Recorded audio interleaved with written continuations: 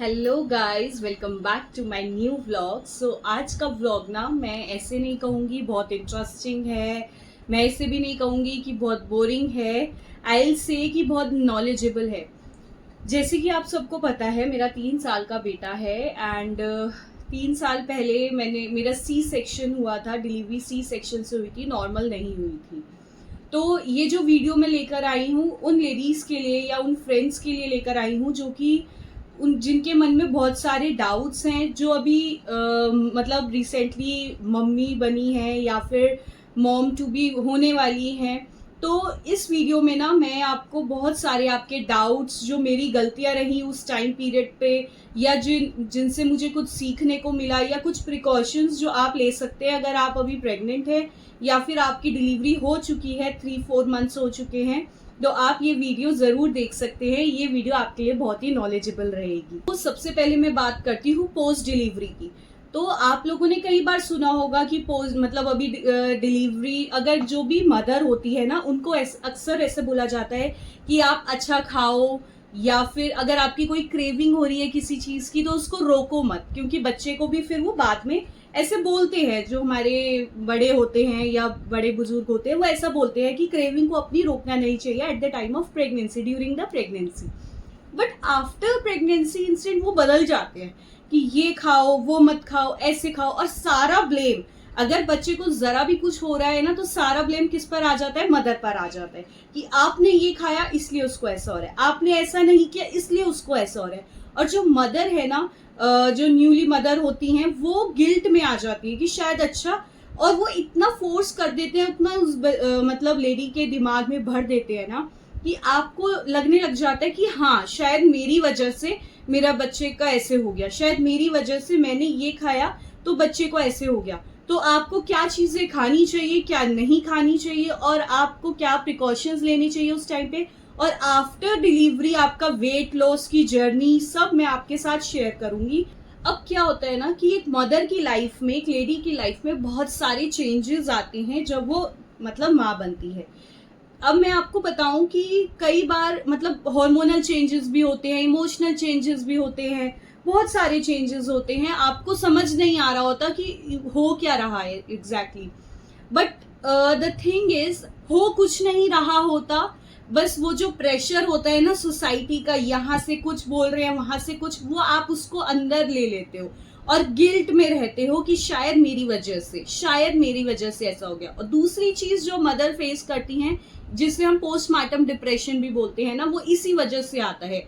दूसरी किस वजह से आता है कि आप बहुत अकेला फील करती हैं, आपको लगता है कि शायद आप इनफ नहीं हो पा रही हैं, या फिर कोई आपकी किसी को केयर ही नहीं है, सब बच्चे पे ध्यान चला जाता है ना कि अरे बच्चा है ना, आपका किसी पे ध्यान ही नहीं जाता है। शायद इस वजह से भी आपको क्या लगता है कि हाँ मैं जो हूँ बिल्कुल एक यूजलेस हो गई हूँ, बस मेरा काम यहीं तक था, खत्म हो गया, अब सब इसको प्यार करेंगे बच्चे को।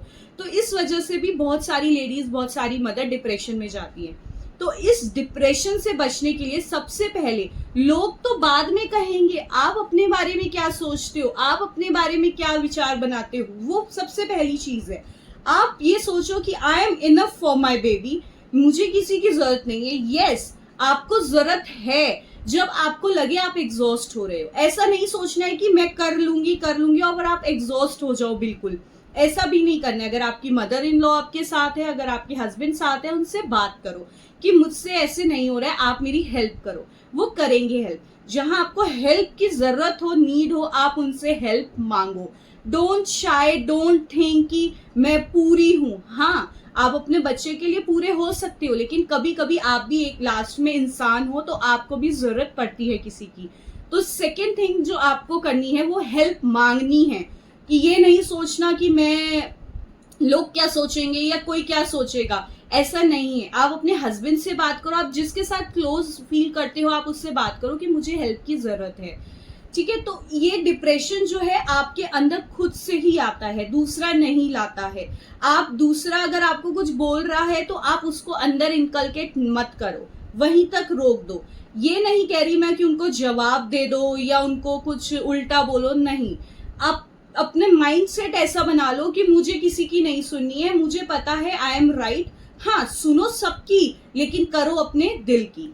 दूसरी चीज मैं ये बता रही थी कि जब एट द टाइम बेबी जब होता है तो हमें क्या क्या चीजें खानी चाहिए, कितना वाटर इनटेक लेना चाहिए, क्या चीजें नहीं खाएं, ये कैसे हम अपने जो जर्नी है उसको स्मूथ बनाएं। तो सबसे पहले बात आती है सी सेक्शन की। जैसे कि मैंने बताया मेरा चाहे सी सेक्शन हुआ चाहे नॉर्मल डिलीवरी हुई आपकी, ये कहा जाता है कि सी सेक्शन में बैक पेन रहती है, ऐसे रहता है, वैसे रहता है, लेग्स पेन रहती है, नॉर्मल डिलीवरी तो बहुत अच्छी है।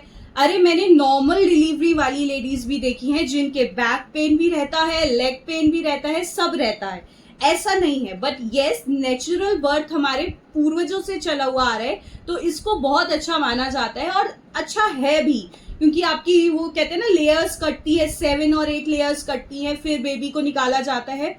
लेकिन आज के टाइम में आप खाना पीना इतना ज्यादा वो हो चुका है, या फिर इतनी ज्यादा जो डेथ रेट है इनफेक्ट जो बच्चों के इन्फेंट्स के, वो इतने ज्यादा हो चुके हैं कि आप रिस्क ले ही नहीं सकते हो अपने बेबी के साथ कि मुझे नॉर्मल ही करना है या मुझे सी सेक्शन नहीं करना है। ऐसे नहीं होता है, जो आपको डॉक्टर बोलेंगे आपको वही करना पड़ेगा, you have no other choice. तो बात यहाँ आ रही थी कि हाँ, नॉर्मल डिलीवरी अगर सी सेक्शन से कहे तो अच्छी है, आपको रिकवर होने के लिए ज्यादा टाइम नहीं लगता है, आप जल्दी रिकवर हो जाते हो नॉर्मल डिलीवरी में as compared to C section में। सी सेक्शन में थोड़े से ज्यादा आपको प्रिकॉशंस लेने पड़ते हैं, दैट इज ट्रू। तो मैं यही बता रही थी कि मेरा सी सेक्शन हुआ था, उसके बाद 24 आवर्स और 12 आवर्स तक मुझे पानी नहीं दिया गया। अब इसका रीजन था कि डॉक्टर ने बोला कि अगर हम आपको अभी पानी देंगे तो आपका पेट निकल जाएगा। ये भी एक रीजन है कि मेरा जो पोस्ट डिलीवरी के लिए जो कहते हैं कि पेट हमारा लटक जाता है यहाँ से, मेरा उतना नहीं है, हो सकता है शायद इस वजह से भी। तो उस टाइम पे मेरे को बहुत ज्यादा प्यास लग रही थी, बहुत ज्यादा ऐसे लग रहा था, मैं बहुत ज्यादा थर्स्ट मतलब हो रहा था, लेकिन डॉक्टर ने बस मेरे होठ गीले करे या फिर हल्का हल्का मेरे को पानी दे दिया था। तो आई थिंक 12 आवर्स के लिए या फिर 24 आवर्स के लिए ऐसा कुछ होता है। तो ये एक मतलब कहते हैं ना, बाद में पानी कम पियो पेट निकल जाएगा, पानी कम, मैं ये नहीं कह रही हूँ कि हमारी जो मम्मियां हैं या जो हमारे बड़े बुजुर्ग थे वो गलत कहते थे, वो अपने हिसाब से अपनी पीढ़ी के हिसाब से जो उन्होंने फेस किया वो आपको बताते थे, बता रहे हैं। लेकिन हम उन पे भी बिल्कुल डिपेंड नहीं रह सकते हैं, बिकॉज आजकल जो है ना, मतलब टेक्नोलॉजी इतनी आ गई है। पहले के टाइम में जो ऑपरेशन होता था वो अलग ही चीज थी, अब के टाइम में ऑपरेशन बहुत ही अलग ही चीज है। बट हाँ, ये बात सच है कि 24 आवर्स और 12 आवर्स तक मैंने तो पानी नहीं पिया, उसके बाद मैंने जितनी प्यास लगती थी। बट हाँ, ये थोड़ी सी था कि मम्मी घर पे थी तो मम्मी कहती थी कि ज्यादा पानी मत पियो, वो शायद एक पहाड़ी सौंफ होती है या फिर कहते हैं ना ज्वाइन वाला या जीरे वाला, वो पानी पियो। अगर आप वो पीते हैं तो बहुत ही अच्छी बात है। जीरा वाटर इसलिए पीना चाहिए क्योंकि उससे क्या होता है कि आपका पेट बहुत ज्यादा नहीं निकलता है। दूसरी चीज, जीरा वाटर जो होता है, आपका ब्रेस्ट मिल्क जो है ज्यादा अच्छे से आता है जीरा वाटर पीने से, वो आप पानी पी सकते हो और जितना आपका मन करे आप पानी पियो। मेरी डॉक्टर ने मुझे ये बात कही थी कि जितना ज्यादा आप पानी पियोगे ना, उतना ज्यादा आपका मिल्क प्रोडक्शन होगा। तो आपको बच्चे को फीड कराना है तो आपको पानी ज्यादा से ज्यादा और अपने आप को एग्जॉस्ट नहीं रखना है, अपने आप को पानी खूब पीना है। ये सिर्फ एक मिथ है जो कि पहले के लोग करते थे। अब आप, it totally depends on you कि आपको पानी बहुत ज्यादा पीना है नहीं पीना है, आपको मम्मी की बात माननी है, आपको मेरी बात माननी है। मैं अपनी बात भी नहीं कहती, आप अपने दिल की सुनो। दूसरी बात अगर मैं बात करूं तो खाने पीने में क्या करें, ये तो बहुत ही बड़ा मिथ है। बच्चे को 7 डेज बाद अगर हम कहें कि वो मोशन कर रहे हैं तो जो मदर है वो डर जाती थी, डर ऐसे जाती थी, सब बोलते थे। या फिर अगर टाइट थोड़े से मोशन कर दिए बच्चे ने तो अरे तुमने कुछ भारी खा लिया होगा, अरे तुमने कुछ हैवी खा लिया होगा। ऐसा नहीं होता है गाइस। हाँ, कुछ जो चीजें बाय करती हैं लाइक राजमा हो गए, जो चीजें हैवी होती है, 1 वीक आप वो परहेज कर सकते हो, आपकी मम्मी की भी बात पूरी हो जाएगी और आपको भी तसल्ली रहेगी। 1 हफ्ता आप वो परहेज कर सकते हो। बट अगर कोई कहे 40 दिन आपको परहेज करना है, 45 डेज परहेज करना है, तो ऐसा नहीं होता। आप जो प्रोटीन लोगे वही आपके बच्चे में प्रोटीन जाएगा। आप खिचड़ी दलिया खाओगे मैं ये नहीं कह रही कि खिचड़ी दलिया नहीं खाना चाहिए, खाना चाहिए, आप रात को हल्का खाओ जरूर, लेकिन ब्रेकफास्ट आपको अगर लगता है आपको हैवी करना है, आपको भूख लग रही है, तो आप अपनी भूख के हिसाब से खाओ। खाने से कुछ नहीं होता है, अच्छा खाओ, हेल्दी खाओ, बाहर का अवॉइड करो, बाहर की कोई भी ऐसी चीज, क्योंकि आपको नहीं पता किस तेल में बन रही है, कैसी बन रही है, बाहर का अवॉइड करो एटलीस्ट 30 डेज। तो मैं ये कहूंगी बाहर का अवॉइड करो, लेकिन आप घर में वही चीज बना सकते हो और खा सकते हो जो सब खा रहे हैं। पोस्टमार्टम डिप्रेशन का यही एक कारण है कि जो लेडी होती है, मदर होती है, उसके लिए अलग बन रहा है और बाकियों के लिए अलग बन रहा है, तो वो अपने आप को एक तरीके से अलग महसूस करने लग जाती है कि मैं तो यहाँ हूं ही नहीं, मैं तो एग्जिस्ट ही नहीं करती हूँ, क्योंकि ऐसा बोला ही जाता है कि उसके लिए अलग, क्योंकि वो पहले का चलता हुआ आ रहा है ना। तो उस चीज को बदलना है हमें। बदलने का ये मतलब नहीं होता कि आप धरना लेके बैठ जाओ, नहीं, आप अपने हिसाब से, अपनी सोच के हिसाब से, आपकी जो डॉक्टर कहती है जो आपके लिए बेस्ट है, जो आपके बच्चे के लिए बेस्ट है, आप वो करो। तो सबसे ये आ गई दूसरी बात कि आपको क्या खाना है क्या नहीं खाना है। 1 वीक तक आप परहेज कर लो, दलिया खिचड़ी ये सब खा लो, उसके बाद आप कुछ भी खा सकते हो। हाँ, अब बच्चे को मोशन हो रहे हैं, तो भी ज्यादा मोशन हो रहे हैं, जरूर इसने ऐसा कुछ खाया होगा, जरूर इसने ये किया होगा, या फिर बच्चे को कुछ मतलब मोशन 7 दिन बाद भी आते हैं गाइस, 15 दिन बाद भी आते हैं मोशन। जब फर्स्ट टाइम सेकंड टाइम बच्चा मोशन करता है, तो इसमें घबराने वाली बात नहीं है कि बच्चे को 7 दिन हो गए उसने मोशन नहीं किया। हाँ, ये कह सकते हैं आपको यूरिन अगर बच्चा पास कर रहा है और मोशन अभी तक नहीं आया है, तो दैट इज ऑलमोस्ट फाइन। आप इसके बाद आप अपनी डॉक्टर से जरूर प्रिस्क्राइब करिए, लेकिन मैं अपने केस से, अपने एक्सपीरियंस से आपको ये सब सारी चीजें बता रही हूँ। अब पता है दिक्कत कहाँ आती है? दिक्कत आती है कि हम ना खुद ही अपने आप को ये दिखा लेते हैं कि हमारी जो अटमोस्ट प्रायोरिटी होता है ना, वो बेबी होता है। ऑब्वियसली हमारी अटमोस्ट प्रायोरिटी बेबी ही है, बट क्या हम अपने आप को भूल जाते हैं उसके चक्कर में? मतलब चक्कर में नहीं कहूंगी, कि बेबी हमारी सबसे ज्यादा प्रायोरिटी रहेगी और वो होती ही है एज अ मदर, लेकिन हम अपने आप को क्यों भूल जाते हैं कि हम भी अपने लिए प्रायोरिटी है। अगर आप स्वस्थ रहेंगे, आप हेल्दी रहेंगे, तो आप बेबी को भी अच्छे से देख पाएंगे। अगर आप ही मेंटली प्रिपेयर नहीं हो, या आप बहुत ज्यादा सोच रहे हो, या डिस्टर्ब्ड हो, या फिर चीजों को इतना ज्यादा आपने ले लिया है आसपास की चीजों को कि आप गिल्ट में चले गए हो, ऐसा मत करो, प्लीज मत करो। अपने ऊपर विश्वास रखो कि आप अकेले भी सब कुछ कर सकते हो, और जब आपको जरूरत पड़ेगी तो आप दूसरे की हेल्प ले सकते हो।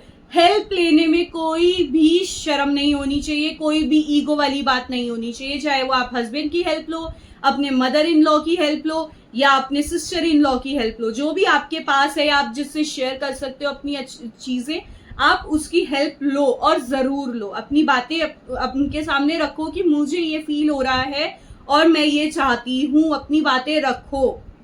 सेकेंड थिंग कि एक सेक्रीफाइस वर्ड ना हमने मदर के साथ जोड़ दिया है, कि जैसे कि फादर जो है उनका तो बच्चा है ही नहीं, मदर का है, तो मदर को सेक्रीफाइस करना पड़ेगा, क्योंकि माँ जो है क्या कहते हैं, मूर्ति है बलिदान की। ऐसा नहीं है। मदर को देख के ही अगर आपकी बेटी है तो वो आपसे कुछ सीखेगी।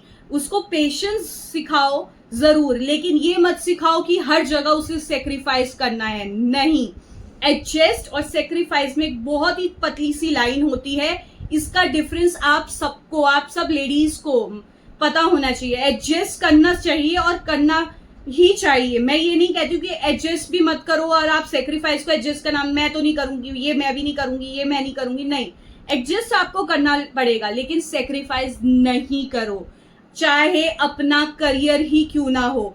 ये मुझे कभी कभी लगता है, या फिर जो लेडीज अब 3-4 साल का जिनका बेबी हो गया है ना, जो जॉब पे नहीं जा पाई, उनको ये कहीं ना कहीं लगता होगा कि उन्होंने अपनी जॉब या अपना करियर जो भी वो करना चाहती थी वो सेक्रीफाइस कर दिया, और वो बाद में रिग्रेट करती हैं। क्यों करते हो रिग्रेट? और क्योंकि तब आपकी प्रायोरिटी बेबी हो जाता है, तब आपको लगता है कि नहीं, अब सब खत्म हो गया, अब सारी चीजें मेरी इस पर ही है, क्योंकि भगवान ने मुझे, जिनके बहुत ज्यादा टाइम बाद होते हैं, भगवान ने मुझे ये दे दिया, अब मेरी यही प्रायोरिटी है। या तो आप अंबानी अडानी की औलाद हो, या फिर बहुत ज्यादा, सॉरी अगर मैं किसी को हर्ट्स हो सेंटिमेंट्स, तो या तो आप तब हो, तब तो आप ठीक है अपना करियर वो कर रहे हो कि आपके बच्चे का जो करियर है या आपके बच्चे की जो परवरिश है संभाल लेगा कोई उसको।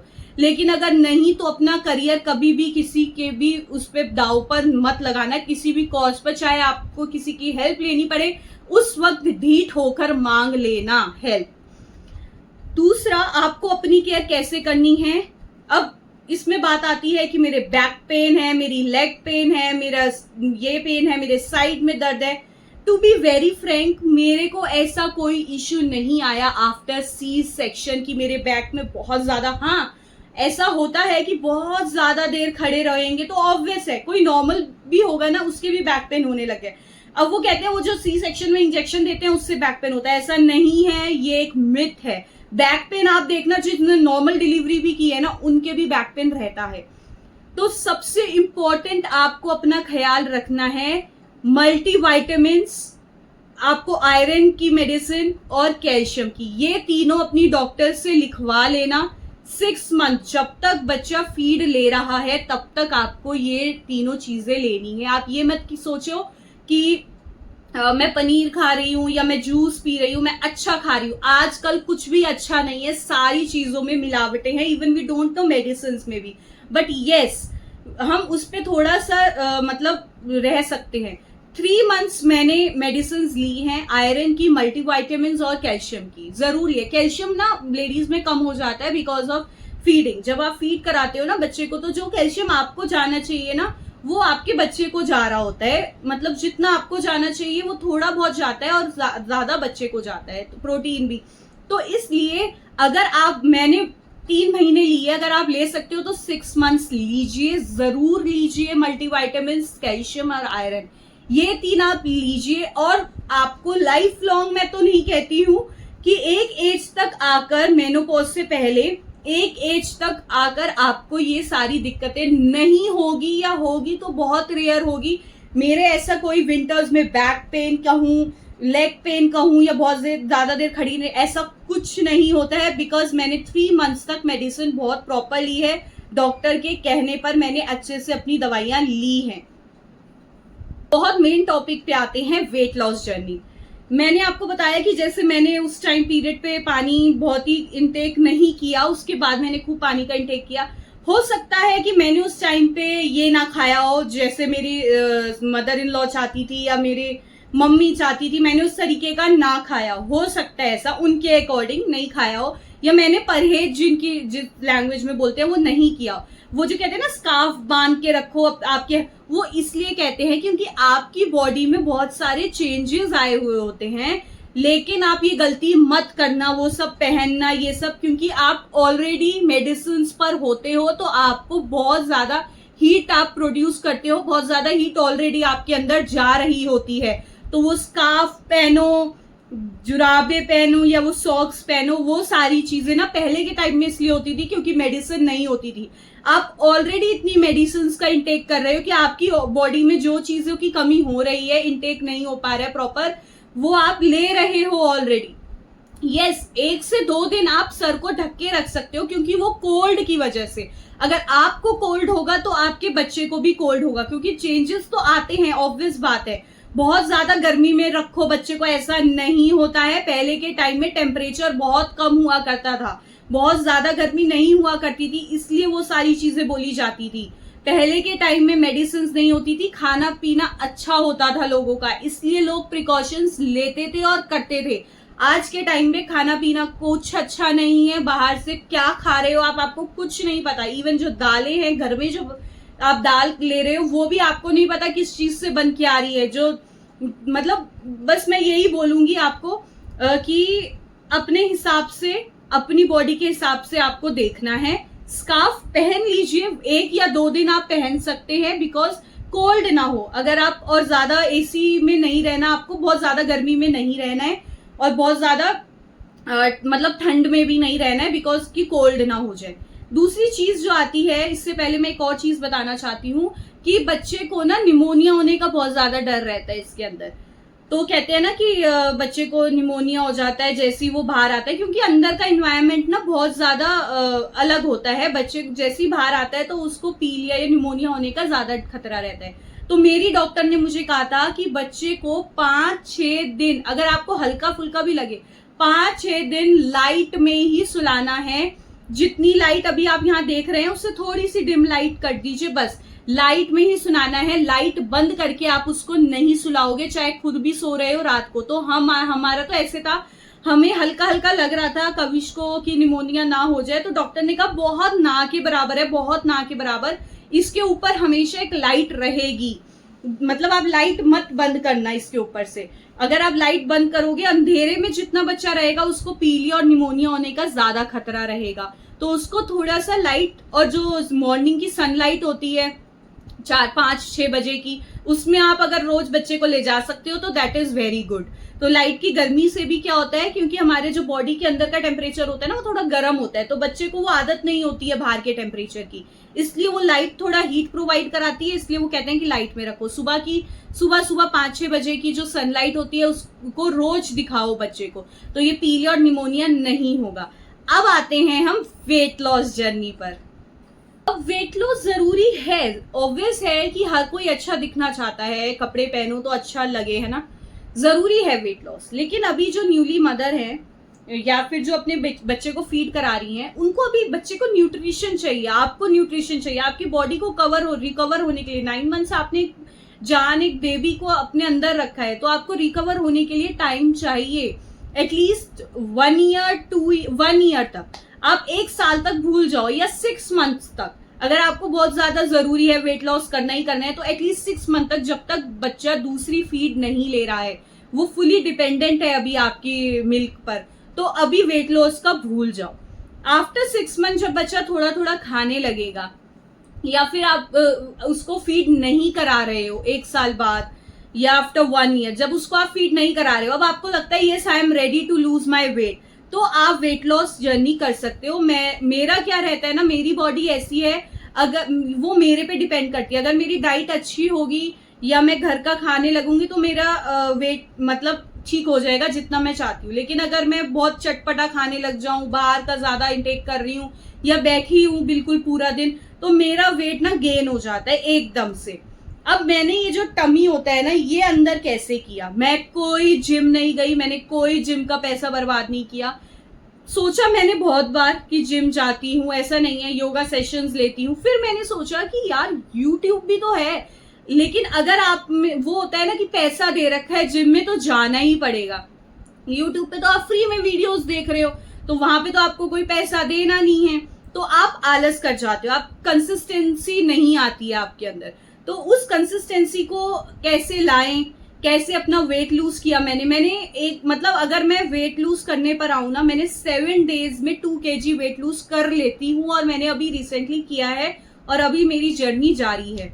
तो आप अपना वेट लूज कैसे कर सकते हो, आइए देखते हैं। सबसे पहला पॉइंट, आप ये सोच लो कि आपको इतना, आप सबसे पहले अपना वेट देख लो कि आपका वेट कितना है और आपको कितना लूज करना है। एक गोल बना लो कि मुझे इतना kg लूज करना है इतने दिन में, जैसे कि मतलब आपको गोल होना चाहिए। आप सोचो कि पूरे टाइम जर्नी में लगी रहती हूं मैं, ऐसा नहीं होगा। आपका गोल होना चाहिए इतना टाइम और इतना लूज करना है। मुझे ऐसे था कि हाँ मुझे इतना वेट लूज करना है और कैसे करना है। तो सबसे पहली बात है, अगर आपको वेट लूज करना है तो बाहर का आप बिल्कुल खाना बंद कर दो। मैं ये नहीं कहूंगी बिल्कुल बंद कर दो, क्रेविंग होती है, संडे रख लिया या एक दिन रख लिया कि इस दिन मैंने इतना खाना खाना है, इससे ज्यादा मतलब इतना मुझे बाहर का कुछ खाना है, मोमोज हो गया, आपके जो भी आपके फेवरेट चीज है, और मुझे इतना नहीं खाना है, या मतलब ये चीज मुझे खानी है, तो वो आपने कर लिया। दूसरा, कंसिस्टेंसी होनी चाहिए। कौन कौन सी एक्सरसाइजेज है जो आप कर सकते हो, क्या क्या चीजें हैं जो आप कर सकते हो जल्दी वेट लूज करने के लिए। जिम जाने, अगर आपके पास जिम का पैसा नहीं है, आप जिम नहीं, आपके पास टाइम, अगर कोई वर्किंग विमेन है, सुबह 7 बजे निकल रही है, 8 बजे निकल रही है, तो आप 5 बजे उठो, सुबह उठो 5 बजे। कुछ नहीं करना आपने, अगर आपके घर के बाहर क्या कहते हैं गली है, अच्छी गली है, आप वॉक कर सकते हो तो आप वॉक करो। और आपको ये देखना है कि मैं कितनी देर वॉक करता हूँ, आधा घंटा, 1 घंटा, वॉक ही करनी है बस, सिंपल, कुछ भी नहीं करना है, आपको वॉक करनी है। सुबह मॉर्निंग में वॉक कर, अगर तो आपके घर में मेड लगी हुई है मेरे घर में मेड नहीं लगी हुई है तो मैं झाड़ू और पोछा बैठ के लगाती हूँ, उससे बहुत ज्यादा फर्क पड़ता है। जब कपड़े धोते हैं ना हम, तो जब हम कपड़ों को घंगालते हैं, मैं अपना बता रही हूँ, अब कईयों के तो घर में मेड लगी होती हैं तो उनको जरूरत नहीं पड़ती है, या मतलब मैं तो ये बता रही हूँ कि आप डेली लाइफ के काम करके भी अपना वेट लूज कर सकते हो, वो भी एक एक्सरसाइज है। तो बैठ के पोछा लगाओ, अगर तो आप ही सफाई कर रहे हो तो बैठ के पोछा लगाओ अच्छे से, और अच्छे से बैठ के झाड़ू लगाओ। मैं ये काम करती हूँ अगर मुझे मतलब पता है कि मुझे अपना वेट लूज करना है। मॉर्निंग में क्या चीज लेनी है वो बाद में बताऊंगी, पहले एक्सरसाइज पर ही आते हैं, ठीक है। उसके बाद जब मैं कपड़े धोती हूँ ना, तो किसी के ऑटोमेटिक मशीन भी होती है, इसमें कोई बड़ी बात नहीं है, आजकल सबके घर में है, मेरे घर में नहीं है तो मैं अपना बता रही हूँ। तो मैं क्या करती हूँ, जब कपड़े घंगालती हूँ ना तो अप डाउन ऐसे करती रहती हूँ। उससे क्या होता है कि मेरा पेट की एक्सरसाइज होती है, मेरे हाथ की एक्सरसाइज होती है। ये दूसरी चीज। तो आप अपने रूटीन में ये देखो कि क्या क्या चीजें आप कर सकते हो जिससे आपकी एक्सरसाइज भी हो रही है। तो मैं ये चीज करती हूँ। दूसरा, पोछा लगाती हूँ बैठ के अच्छे से। थर्ड, पानी का इंटेक आपको बहुत अच्छा रखना है। जितना ज्यादा आपका पानी बॉडी में होगा उतना ज्यादा आपका फैट लूज होगा। सुबह उठते ही आपको, अगर एक्सरसाइज नहीं कर पा रहे हो तो सूर्य नमस्कार जरूर करो। अगर आपको सूर्य नमस्कार की वीडियो देखनी है तो मेरे शॉर्ट्स वीडियोस में मैंने डाल रखी है, उससे हमारी पूरी बॉडी स्ट्रेच होती है। कुछ भी नहीं कर पा रहे हो तो सूर्य नमस्कार सुबह उठकर आधा घंटा 1 घंटा वॉक करने के बाद 3 बार सूर्य नमस्कार कर लो। मैं गारंटेड ले रही हूँ आपका वीक में 2 से 3 किलो वेट लूज हो जाएगा, गारंटेड है। अगर नहीं होता है ना तो मेरे पास आ जाना कि हमारा वेट लूज नहीं हुआ है, फिर मैं आपको फ्री में क्लासेस दूंगी एवरी डे, ठीक है। तो ये आपको 2 काम करने हैं। और अगर जिनके घर में मेड लगी हुई है ना, अगर आप चाहते हो वेट लूज करना, सीरियसली चाहते हो, तो मेड हटा दो 1 महीने के लिए और फिर बैठ के पोछा लगा के देखो, ट्राई करो एक बार मेरे कहने से। तो ये तो है कि क्या क्या आप कर सकते हो वेट लूज करने के लिए, और आपको ये भी पता है कि कैसे वेट लूज करना चाहिए। कुछ एक्सरसाइजेस हैं जो कि अगर आप चाहोगे तो मैं वो एक्सरसाइज आपको डालूंगी कि जिनका ये पेट बाहर आ जाता है, या फिर जिनका अपर बॉडी जो है वो थोड़ी सी ब्रॉड है। मेरी अपर बॉडी थोड़ी सी ब्रॉड है तो मैं उस पर वर्क कर रही हूँ अभी। पेट मेरा उतना नहीं है, मुझे उतना मतलब, क्योंकि मैं वो चीजें कर लेती हूँ जिससे मतलब पेट ज्यादा बाहर ना आए, ठीक है। तो ये तो सारी चीजें थी कि आप वेट लूज कैसे कर सकते हो अपना। और कोशिश करिए कि घर के ही काम ऐसे निकालिए कि आपको जिम या फिर बहुत ज्यादा एक्सरसाइज करने की जरूरत ना पड़े। बट यस, मैं सुबह उठ के एक्सरसाइज करती हूँ, थोड़ी बहुत जितनी भी होती है। मैं अपनी बॉडी को ज्यादा एग्जॉस्ट नहीं करती हूँ, मैं कोई जिम नहीं जाती हूँ। जो घर के कामकाज होते हैं उन्हीं को उस तरीके से करती हूँ कि ताकि मेरी एक्सरसाइज भी हो जाए। अब बात आती है कि आपको क्या क्या चीजें खानी चाहिए और क्या क्या चीजें अवॉइड करनी चाहिए। मैंने आपको बताया जंक फूड, बाहर का तला भुना सब बंद कर दो। एक दिन रखो संडे, जिस दिन आप थोड़ा बहुत खा लो, आपकी क्रेविंग भी खत्म हो जाए। दूसरा, आपको सुबह उठते ही खाली पेट या तो वार्म वाटर ले लो, जरूरी नहीं है उसके अंदर आप अदरक डाल रहे हो, नींबू डाल रहे हो, जो भी कुछ, वार्म वाटर ले लो, गर्म पानी, और उसको बैठकर आराम से अच्छे से पियो, ठीक है। सिप सिप करके उसको पियो, वार्म वाटर, बहुत फर्क पड़ता है। आफ्टर एक्सरसाइज भी आप कर सकते हो, जब घूमकर आप आ रहे हो, वॉक कर कर आ रहे हो, आप वो भी कर सकते हो। वॉक आप इवनिंग में भी कर सकते हो अगर आपको जल्दी वेट लूज करना है। रात को या शाम को जब आप चाय लेते हो ना, वो बंद कर दो, उसकी जगह आप ग्रीन टी ले लो। या फिर सबसे अच्छा तरीका बताऊं आपको, ग्रीन टी भी नहीं है, सबके घर में जीरा होता है ना, क्यूमिन सीड्स, उसको रात को भिगो दो पानी में, 1 गिलास पानी में उनको भिगो दो। सुबह उठते ही उसको थोड़ा सा बॉईल कर लो और फिर उसको छान करना, वो पानी आप पियो, जीरा वाटर। आपको मैं गारंटेड ले रही हूँ 1 मंथ जो भी मैं वेट लूज के लिए बता रही हूँ ना, ये आप करके देखो, आपका गारंटेड पेट भी अंदर हो जाएगा, सब कुछ मतलब आपका फिट हो जाओगे आप। और फिर आप मेरे को आके बोलोगे कि yes it works well. Green tea लो, शुगर इंटेक कम कर दो, बिल्कुल भी ना के बराबर कर दो शुगर इंटेक। चाय में भी जो भी चीजें आप क्या कहते हैं उससे, हम चॉकलेट्स वगैरह ये सब खा रहे हो, ये बंद कर दो। रात को कोशिश करो 8 बजे के बाद कुछ मत खाओ। जो ये सब रात का खाना होता है ना, यही सबसे ज्यादा नुकसान करता है। तुम रात का खाना मतलब मैंने बताया ना, हल्का कर दो बिल्कुल, जिसको वेट लूज करना है। रात को 8 बजे के बाद ऐसे सोच लो कि आपको कुछ नहीं खाना है, ग्रीन टी लेनी है आपको, तो आप बहुत ही अच्छी बात है, ग्रीन टी लो और सो जाओ। सुबह मॉर्निंग में उठो, वॉक पर जाओ, एक्सरसाइज करो, सूर्य नमस्कार, एक्सरसाइज नहीं हो रही है तो 3 बार सूर्य नमस्कार कर लो, दैट्स इट। आपका वेट लूज जर्नी बहुत ही वेट ऐसे ऐसे आपका वेट घटेगा। तो आशा करती हूँ ये व्लॉग मैं यहीं तक एंड कर रही हूँ। मेरे को बहुत लोगों ने कहा कि अपना वेट लूज जो आपकी जर्नी थी उसको दिखाओ। अभी मैं उस जर्नी पे चल रही हूँ, ऐसा मैं नहीं कहूंगी कि मेरा बहुत ज्यादा वेट लूज हो गया। पोस्ट डिलीवरी वाला फैट होता है ना यहाँ पर पेट पे, वो एक्सरसाइज से ही जाता है, वो किसी चीज से नहीं जाएगा, वो एक्सरसाइज से ही जाएगा, ये बात आप मान के चलो। तो आशा करती हूँ आज का व्लॉग आपको बहुत ही अच्छा और नॉलेजेबल लगा होगा। एक लाइक करते हुए जरूर जाना। मेरी जर्नी वेट लॉस की फ्रॉम फैट टू फिट अभी चली हुई है, जब एंड होगी तो मैं आपको वो भी दिखाऊंगी कि किस तरीके से मैंने कितना वेट लॉस किया। अभी मैंने 7 डेज 2 kg वेट लॉस कर लिया है। मुझसे बहुत लोग पूछ रहे थे कि हाउ कैसे, तो मैंने सोचा कि क्यों ना मैं अपनी जो नॉलेज है दूसरों के साथ बांटूं, आप लोगों के साथ बांटूं, जो भी मॉम्स हैं या मॉम बनने वाली हैं, जो भी पीछे का मेरा एक्सपीरियंस रहा उन सारी चीज़ों से। तो मिलते हैं नेक्स्ट व्लॉग में, तब तक के लिए do like share and don't forget to subscribe my channel. Bye bye.